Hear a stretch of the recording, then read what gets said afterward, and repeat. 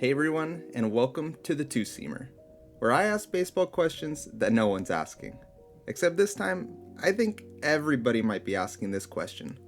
What the heck happened with Kumar Rocker? I was pretty shocked to see that Sunday's signing deadline passed and both the Mets and Rocker hadn't come to any agreement.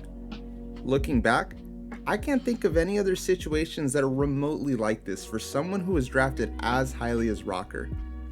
It seems like Rocker's party was looking for a signing bonus of $6 million, which was way more than the Mets' $4.7 million slot value for the 10th pick. Both parties must have been pretty far off of each other for this deal to fall through the cracks. There were also some questions about Rocker's elbow his entire junior season at Vandy, so when he was the only college pitcher to refuse to get an MRI, it of course turned heads. So, what do I think of this situation? I still really don't know. It's not like Rocker had an awful junior year.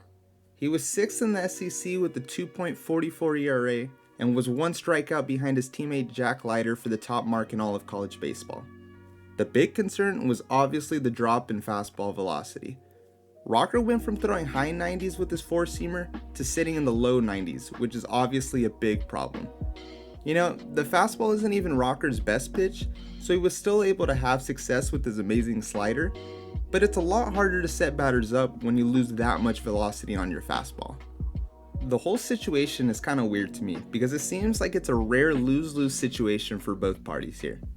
By not agreeing to the deal, Rocker is going to have to wait another year before getting drafted. Rocker has already said that his time at Vandy is done, so I'm not exactly sure what that means for Rocker's future. Maybe he's going to spend a year in the Japanese league, maybe he'll be in the Mexican league, I don't know. Maybe he might just even take the year off of professional baseball and work out and rehab his arm. I'm not exactly sure. But being that Rocker would be a senior next year, he will have lost all leverage when it comes to negotiating a higher signing bonus. So all signs point to this year being the year where he would have been able to get the most money. And on the flip side of the coin, I think the Mets also screwed up on this one. New Mets owner Steve Cohen tweeted that draft picks are worth up to 5 times their slot value to their clubs, and he never shies away from an investment that good, blah blah blah.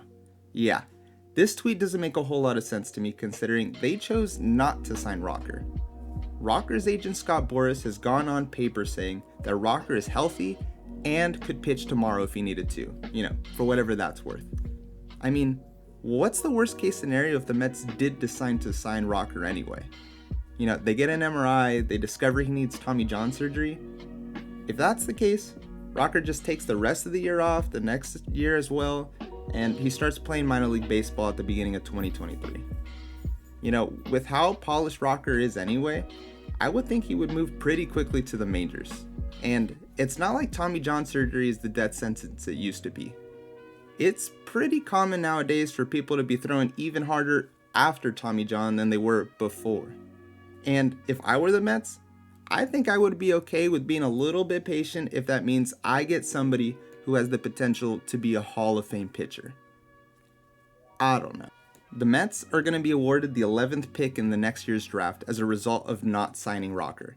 But chances are pretty high that they won't be getting someone with as much potential as Rocker in that pick.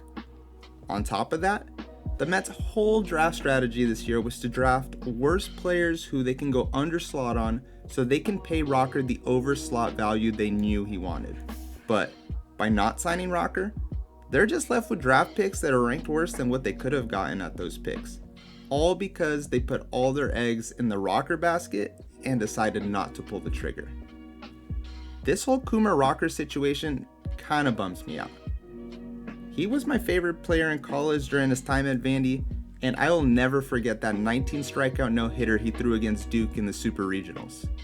Honestly, I don't think we've heard the end of this story either, and I'm guessing the chances are pretty darn high that more layers will be uncovered as time goes on. I don't know. At the end of the day, I'm just a regular dude who loves baseball, so I'd love to see Rocker overcome this and become the ace everybody knows he can be. And with that, thanks for watching. Please make sure to like this video and subscribe if you like this content. Take a look at the other baseball videos I got on the channel, and until next time everybody, peace!